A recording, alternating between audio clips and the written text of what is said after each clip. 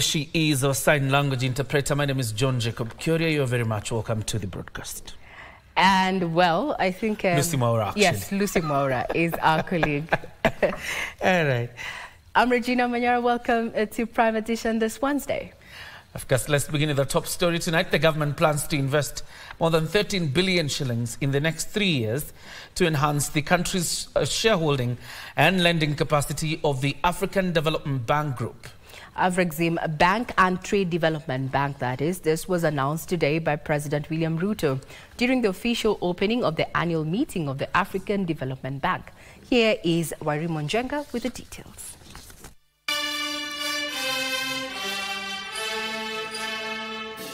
Calls to change the global financial structure and the need for a balanced representation of African countries in international financial institutions took center stage at the presidential dialogue of the 59th annual meeting of the African Development Bank Group.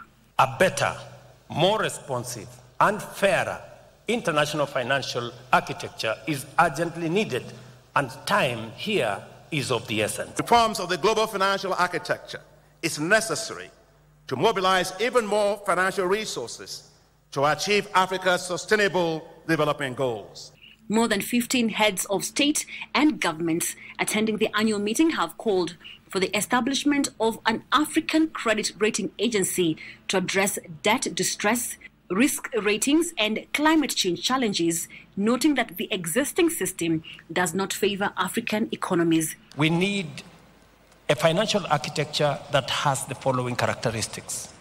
Number one, long-term financing. 40 years, grace period, 10 years, or something in that order. Number two, low interest. President William Ruto made a clarion call to African leaders to unite and speak in one voice in order to access financing on fair terms, calling for reforms at the African Union Commission. We must make Africa Union fit for purpose to secure this continent. The Africa Union must take charge of our peace, security, and stability. While committing to increase shareholding within the African Development Bank, Afrexim Bank, and Trade Development Bank, President Ruto backed African Union call of rechanneling of special drawing rights through the multilateral lender to enhance its lending capacity towards infrastructure, agriculture, and transition to renewable energy. The bank has committed to mobilize resources to construct a network of roads and rail connecting the African continent.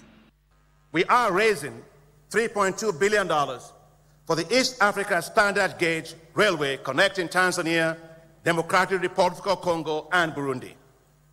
We are providing $500 million towards the development of the Lobito Corridor. There is a need for viable solutions that will help African governments to mobilize sufficient resources that will help close the Africa's financing gap and accelerate transformation of the continent. Wari Mojenga for Prime Edition.